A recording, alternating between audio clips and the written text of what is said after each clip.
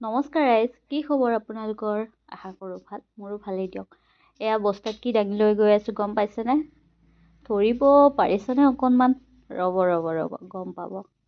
এয়া মোক মায়ে ধান কৰাব দিছে। আজি দেওবাৰ পাই মায়ে মোক ঠিকছে কামত লগাইছে। একেবাৰে ৰাস্তাৰ পৰা পথাৰলৈ।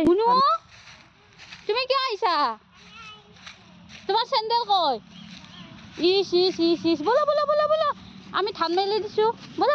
তেনেকৈ কাম কৰি থাকোঁতে আহিল আমাৰ মাছ দাদা। মায়ে ক'লে মাছ খাওঁ বুলি। আমাৰ কৰ্দৈ, ধুনীয়া কৰ্দৈ আছে আৰু মিঠা হ'লে আমাৰ কৰ্দৈ গছ। অকণমান চাহ পানী খাই ল'লোঁ।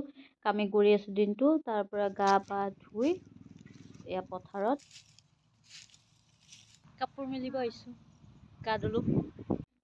তেনেকৈ অকণমান গাত ৰ'দ লগাই ভণ্টি আৰু মই আকৌ আহি গ'লোঁ মাৰ ওচৰলৈ অলপ হেল্প কৰি দিওঁ বুলি। মাছ বনালোঁ ময়ে বাৰু আজি। ধুনীয়াকৈ বনাইছোঁ ৰাইজ, খাবলৈ বঢ়িয়া হৈছিলে।